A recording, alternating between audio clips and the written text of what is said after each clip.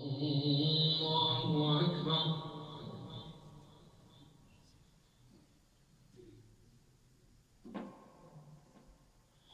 الحمد لله رب العالمين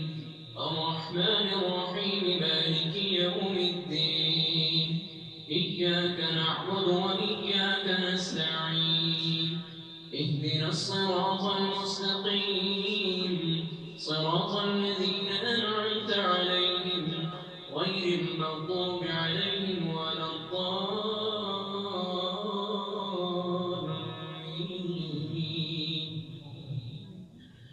ليس البر أن تولوا وجوهكم قبل المشرق والمغرب ولكن البر من آمن بالله واليوم الآخر والملائكة والكتاب والنبيين وآتى المال على حبه ذوي القربى واليتامى والمساكين وابن السبيل والسائلين وفي الرقاب وأقاموا الصلاة وآتى الزكاة والموفون بعهدهم إذا عاهدوا والصابرين في البأساء والضراء وحين البأس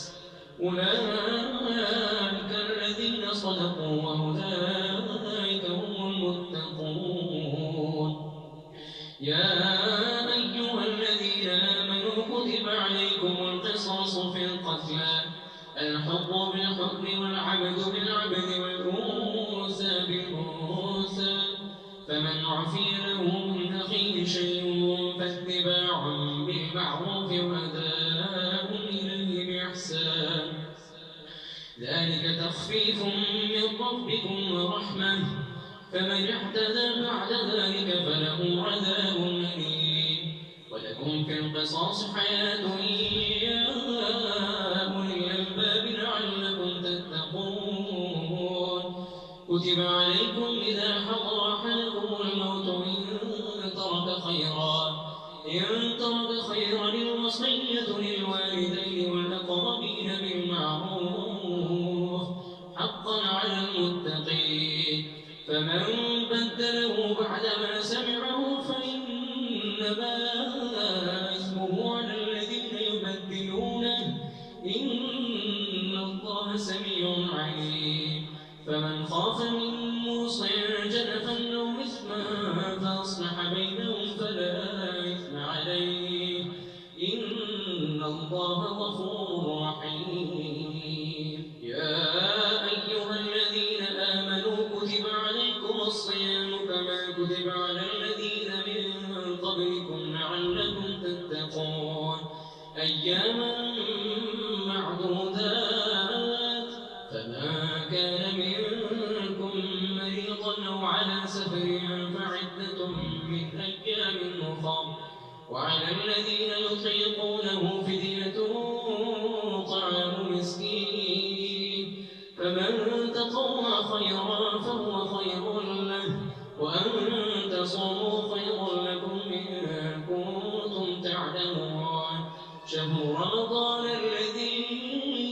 أنزل فيه القرآن هدى للناس وبينات من الهدى والفرقان فمن شهد منكم الشهر فليصم ومن كان مريضا أو على سفر فعدة من أيام أخر يريد الله بكم اليسر ولا يريد بكم العسر ولتكملوا العدة ولتكبروا الله على ما هداكم ولعلكم تشكرون. وإذا سألك عبادي عني فإني قريب أجيب دعوة الداع إذا دعاني فليستجيبوا لي وليؤمنوا بي لعلهم يرشدون. أحل لكم ليلة الصيام الرفث إلى نسائكم هن لباس لكم وأنتم لباس لهم علم الله أنكم كنتم تختانون أنفسكم فتاب عليكم وعفى عنكم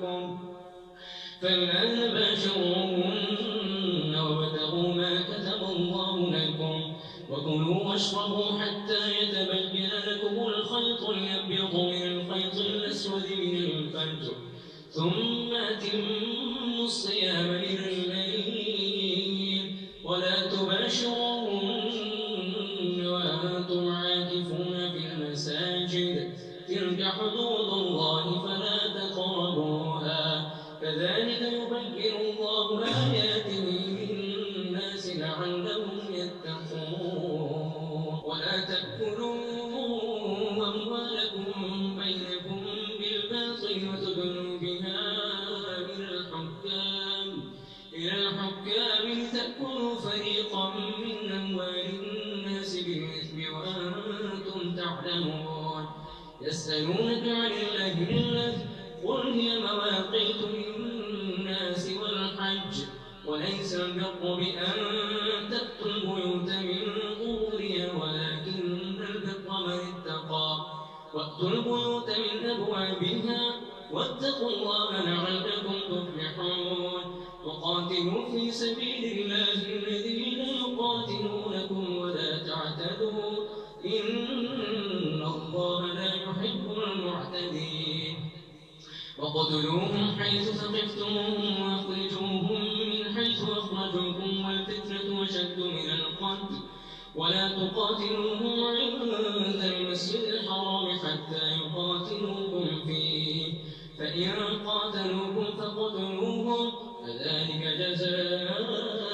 الكافرين فإن انتهوا فإن الله غفور رحيم فإن انتهوا فلا عدوان إلا على الظالمين الشهر الحرام بالشهر الحرام والحرمات قصاص فمن اعتدى عليكم فاعتدوا عليه بمثل ما اعتدى عليكم واتقوا الله واعلموا أن الله مع المتقين وأنفقوا في سبيل الله ولا تلقوا بأيديكم إلى التهلكة وأحسنوا إن الله يحب المحسنين وأتموا الحج والعمرة لله فإن أحسنتم فما استيسر من الهدي ولا تحلقوا رؤوسكم حتى يبلغ الهدي محله فمن كان منكم مريضا أو به أذى من رأسه ففدية من صيام أو صدقة أو نسك فإذا أمنتم فمن تمتع بالعمرة إلى الحج فما استيسر من الهدي فمن لم يجد فصيام 3 أيام في الحج و7 إذا رجعتم تلك 10 كاملة ذلك لمن لم يكن أهله حاضر المسجد الحرام واتقوا الله واعلموا أن الله شديد العقاب الحج أشهر معلومات فمن فرض فيهن الحج فلا رفث ولا فسوق ولا جدال في الحج وما تفعلوا من خير يعلمه الله وتزودوا فإن خير الزاد التقوى واتقون يا أولي الألباب ليس عليكم جناح أن تبتغوا فضلا من ربكم فإذا أفضتم من عرفات فاذكروا الله عند المشعر الحرام واذكروه كما هداكم وإن كنتم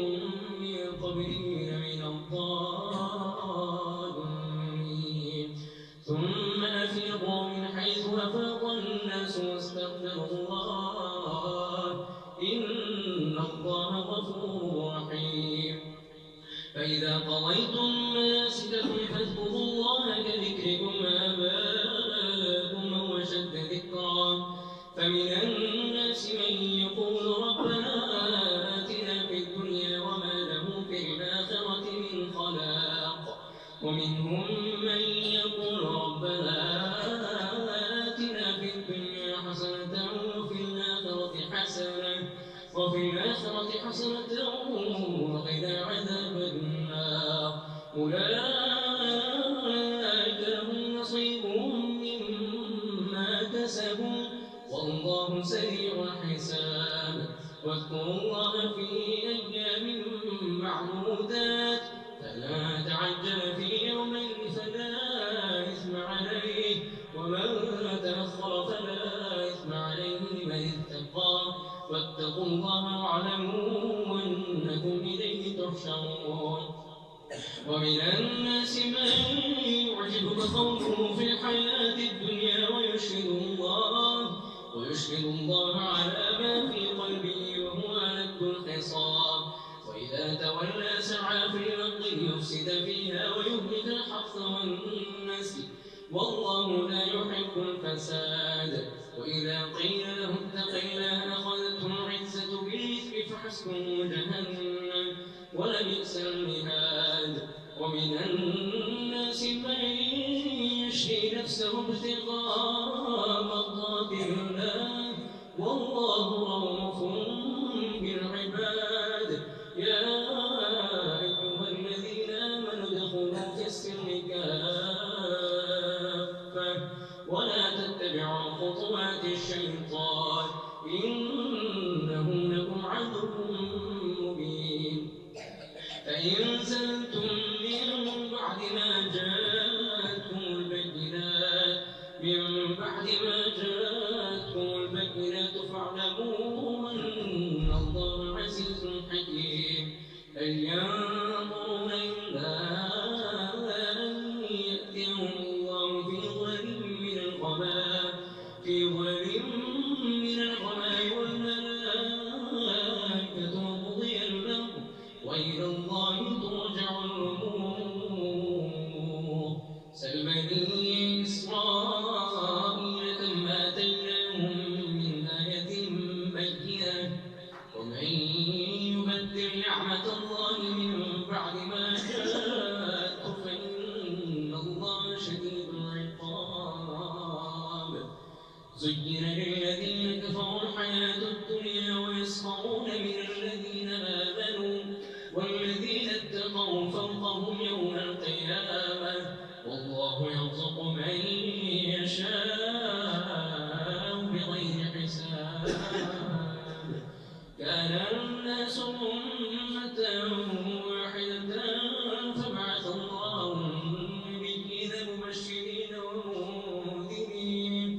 وأنزل معهم الكتاب بالحق ليحكم بين الناس فيما اختلفوا فيه وما اختلف فيه إلا الذين أوتوه من بعد ما جاءتهم البينات بغيا بينهم فهدى الله الذين آمنوا لما اختلفوا فيه من الحق بإذنه والله يهدي من يشاء إلى صراط مستقيم. أم حسبتم أن تدخلوا الجنة ولما يأتكم مثل الذين خلوا من قبلكم مستهم البأساء والضراء وزلزلوا حتى يقول الرسول والذين آمنوا معه متى نصر الله ألا إن نصر الله قريب. يسألونك ماذا ينفقون قل ما أنفقتم من خير فللوالدين والأقربين واليتامى والمساكين وابن السبيل وما تفعلوا من خير فإن الله به عليم. كتب عليكم القتال وهو لكم وعسى أن تكرهوا شيئا وهو خير لكم وعسى أن تحبوا شيئا وهو شر لكم والله يعلم وأنتم لا تعلمون. يسألونك عن الشهر الحرام قتال فيه قل قتال فيه كبير وصد عن سبيل الله وكفر به والمسجد الحرام وإخراج وجهه منه أكبر عند الله والفتنة أكبر من القتل ولا يزالون يقاتلونكم حتى يردوكم عن دينكم إن استطاعوا ومن يرتد منكم عن دينه فيمت وهو كافر فيمت وهو كافر فأولئك حبطت أعمالهم في الدنيا والآخرة وأولئك أصحاب النار هم فيها خالدون. إن الذين آمنوا والذين هاجروا وجاهدوا في سبيل الله أولئك يرجون رحمة الله والله غفور رحيم. يسألونك عن الخمر والميسر قل فيهما إثم كبير ومنافع للناس وإثمهما أكبر من نفعهما ويسألونك ماذا ينفقون قل العفو كذلك يبين الله لكم الآيات لعلكم تتفكرون في الدنيا والآخرة. ويسألونك عن اليتامى قل إصلاح لهم خير وإن تخالطوهم فإخوانكم والله يعلم المفسد من المصلح ولو شاء الله لأعنتكم إن الله عزيز حكيم. ولا تنكحوا المشركات حتى يؤمنوا ولأمة مؤمنة خير من مشركة ولو أعجبتكم ولا تنكحوا المشركين حتى يؤمنوا ولعبد مؤمن خير من مشرك ولو أعجبكم أولئك يدعون إلى النار والله يدعو إلى الجنة والمغفرة بإذنه ويبين آياته للناس لعلهم يتذكرون. ويسألونك عن المحيض قل هو أذى فاعتزلوا النساء في المحيض ولا تقربوهن حتى يطهرن فإذا تطهرن فأتوهن من حيث أمركم الله إن الله يحب التوابين ويحب المتطهرين. نساؤكم حرث لكم فأتوا حرثكم أنى شئتم وقدموا لأنفسكم واتقوا الله واعلموا أنكم ملاقوه وبشر المؤمنين. ولا تجعلوا الله عقبة لأيمانكم أن تبروا وتتقوا وتصلحوا بين الناس والله سميع عليم. لا يؤاخذكم الله باللغو في أيمانكم ولكن يؤاخذكم بما كسبت قلوبكم والله غفور رحيم. للذين يؤلون من نسائهم تربص 4 أشهر فإن فاءوا فإن الله غفور رحيم. وإن عزموا الطلاق فإن الله سميع عليم. والمطلقات يتربصن بأنفسهن 3 قروء ولا يحل لهن أن يكتمن ما خلق الله في أرحامهن إن كن يؤمن بالله واليوم الآخر وبعولتهن أحق بردهن في ذلك إن أرادوا إصلاحا ولهن مثل الذي عليهن بالمعروف وللرجال عليهن درجة والله عزيز حكيم. الطلاق 2 فإمساك أو تسريح بإحسان ولا تأخذوا مما آتيتموهن شيئا إلا أن يخافا ألا يقيما حدود الله فإن خفتم ألا يقيما حدود الله فلا جناح عليهما فيما افتدت به تلك حدود الله فلا تعتدوها ومن يتعد حدود الله فأولئك هم الظالمون. فإن طلقها فلا تحل له من بعد حتى تنكح زوجا غيره فإن طلقها فلا جناح عليهما أن يتراجعا إن ظنا أن يقيما حدود الله وتلك حدود الله يبينها لقوم يعلمون. وإذا طلقتم النساء فبلغن أجلهن فامسكوهن بمعروف وسرحوهن بمعروف ولا تمسكوهن ضرارا لتعتدوا ومن يفعل ذلك فقد ظلم نفسه ولا تتخذوا آيات الله هزوا واذكروا نعمة الله عليكم وما أنزل عليكم من الكتاب والحكمة يعظكم به واتقوا الله واعلموا أن الله بكل شيء عليم. وإذا طلقتم النساء فبلغن أجلهن فلا تعضلوهن أن ينكحن أزواجهن إذا تراضوا بينهم بالمعروف ذلك يوعظ به من كان منكم يؤمن بالله واليوم الآخر ذلكم أزكى لكم وأطهر والله يعلم وأنتم لا تعلمون. والوالدات يرضعن أولادهن حولين كاملين لمن أراد أن يتم الرضاعة وعلى المولود له رزقهن وكسوتهن بالمعروف لا تكلف نفس إلا وسعها لا تضار والدة بولدها ولا مولود له بولده وعلى الوارث مثل ذلك فإن أرادا فصالا عن تراض منهما وتشاور فلا جناح عليهما وإن أردتم أن تستطيعوا أولادكم فلا جناح عليكم إذا سلمتم ما آتيتم بالمعروف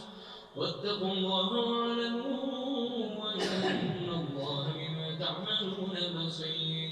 والذين يتوفون منكم ويذرون أزواجا يتربصن بأنفسهن 4 أشهر و10 فإذا بلغن أجلهن فلا جناح عليكم فيما فعلن في أنفسهن بالمعروف والله بما تعملون خبير. ولا جناح عليكم فيما عرضتم به من خطبة النساء أو أكننتم في أنفسكم علم الله أنكم ستذكرونهن ولكن لا تواعدوهن سرا إلا أن تقولوا قولا معروفا ولا تعزموا عقدة النكاح حتى يبلغ الكتاب أجله واعلموا أن الله يعلم ما في أنفسكم فاحذروه واعلموا أن الله غفور حليم. لا جناح عليكم إن طلقتم النساء تمسوهن أو تفرضوا لهن فريضة فمتعوهن على الموسع قدره وعلى المقتر قدره متاعا بالمعروف حقا على المحسنين. وإن طلقتموهن من قبل أن تمسوهن وقد فرضتم لهن فريضة فنصف ما فرضتم إلا أن يعفون أو يعفو الذي بيده عقدة النكاح وأن تعفوا أقرب للتقوى ولا تنسوا الفضل بينكم إن الله بما تعملون بصير. حافظوا على الصلوات والصلاة الوسطى وقوموا لله قانتين فإن خفتم فرجالا أو رهبانا فإذا أمنتم فاذكروا الله كما علمكم ما لم تكونوا تعلمون. والذين يتوفون منكم ويذرون أزواجا وصية لأزواجهم متاعا إلى الحول غير إخراج فإن خرجن فلا جناح عليكم فيما فعلن في أنفسهن بالمعروف والله عزيز حكيم. وللمطلقات متاع بالمعروف حقا على المتقين كذلك يبين الله لكم آياته لعلكم تعقلون. ألم تر إلى الذين خرجوا من ديارهم وهم ألوف حذر الموت فقال لهم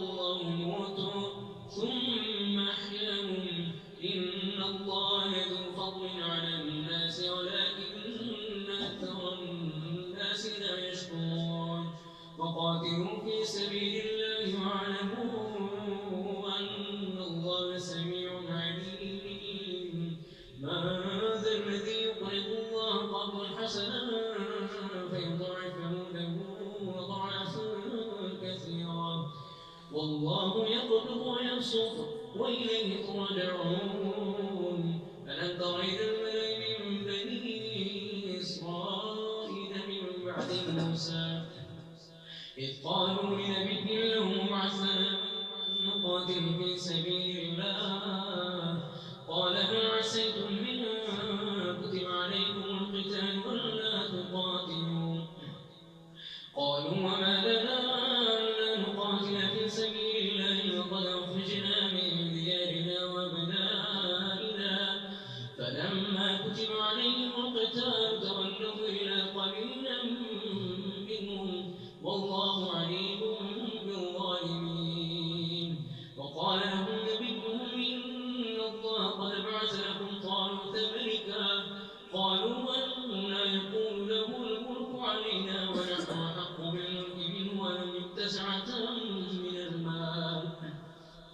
قال إن الله اصطفاه عليكم وزاده بسطة في العلم والجسم والله يؤتي ملكه من يشاء والله واسع عليم وقال لهم نبيهم إن آية ملكه أن يأتيكم التابوت فيه سكينة من ربكم وبقية مما ترك آل موسى وآل هارون تحمله الملائكة إن في ذلك لآية لكم إن كنتم مؤمنين فلما فصل طالوت بالجنود قال إن الله مبتليكم بنار فمن شرب منه فليس مني ومن لم يطعمه فإنه مني إلا من اغترف غرفة بيده فشربوا منه إلا قليلا منهم فلما جاوزه هو والذين آمنوا معه قالوا لا طاقة لنا اليوم بجالوت وجنوده قال الذين يظنون أنهم ملاقو الله كم من فئة قليلة غلبت فئة كثيرة بإذن الله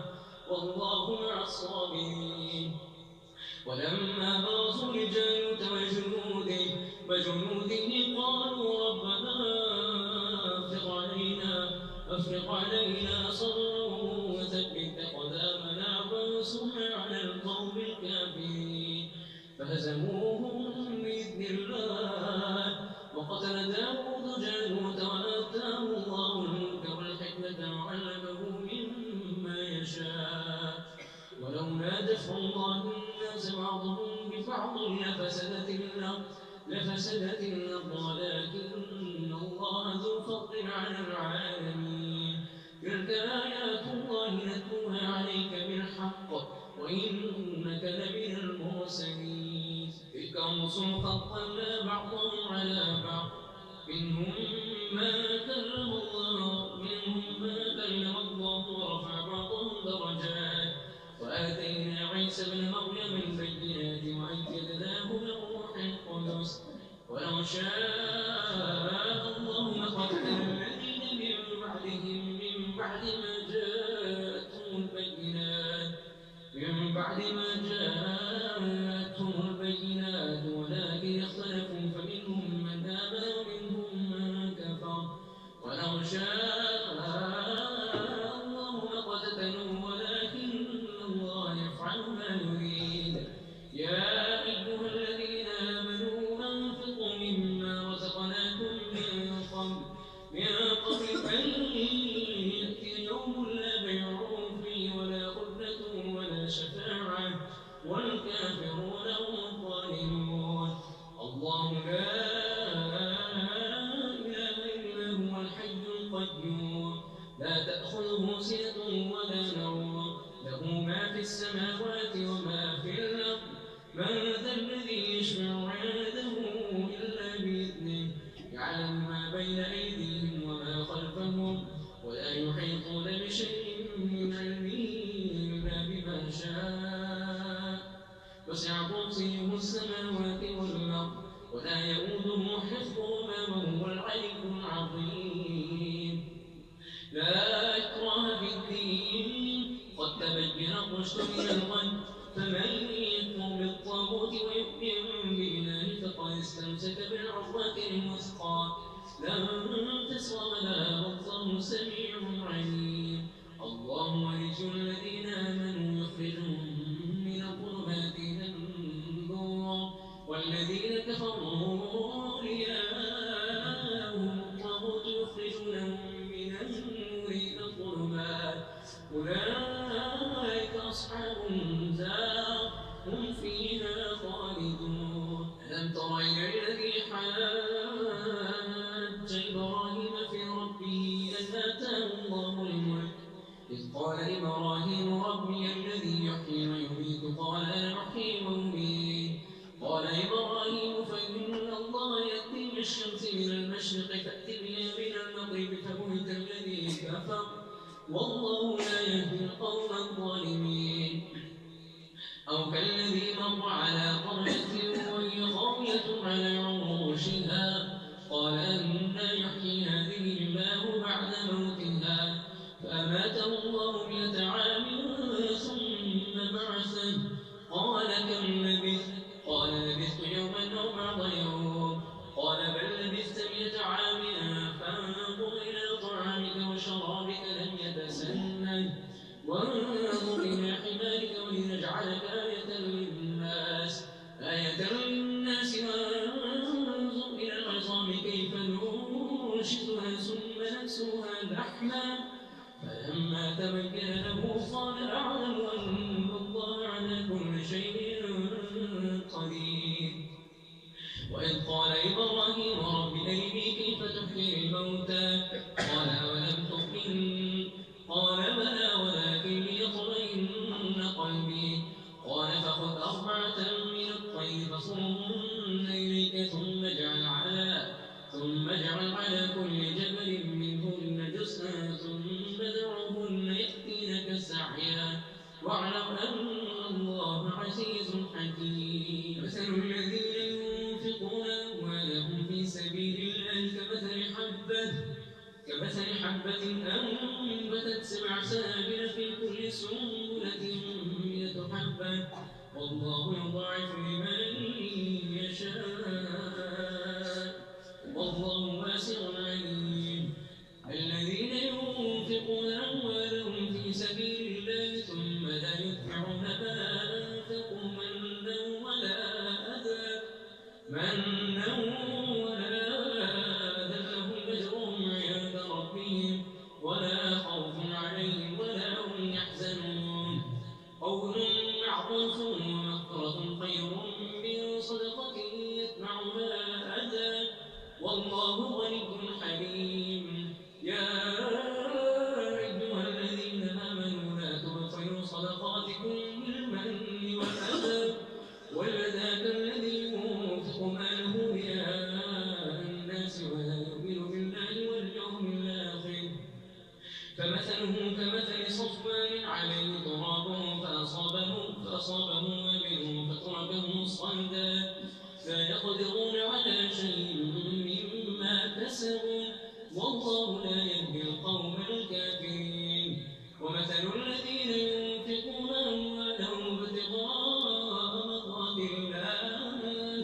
مرضات الله وتثبيتا من أنفسهم كمثل جنة بربوة أصابها وابل فآتت أكلها ضعفين فإن لم يصلها وابل فطل والله بما تعملون بصير. أيود أحدكم أن تكون له جنة من نخيل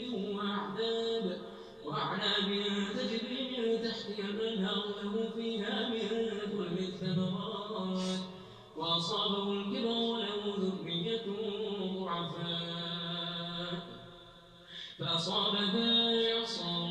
فيه نار فاحترقت كذلك يبين الله لكم الآيات لعلكم تتفكرون. يا أيها الذين آمنوا أنفقوا من طيبات ما كسبتم ومما أخرجنا لكم من الأرض ولا تيمموا الخبيث منه تنفقون ولستم بآخذيه بآخره إلا أن تغمضوا فيه واعلموا أن الله غني حميد. الشيطان يعدكم الفقر ويأمركم بالفحشاء والله يعدكم مغفرة منه وفضلا والله واسع عليم. يؤتي الحكمة من يشاء ومن يؤت الحكمة فقد أوتي خيرا كثيرا وما يذكر إلا أولو الألباب. وما أنفقتم من نفقة أو نذرتم من نذر فإن الله يعلمه وما للظالمين من أنصار. إن تبدوا الصدقات فنعما هي وإن تخفوها وتؤتوها الفقراء فهو خير لكم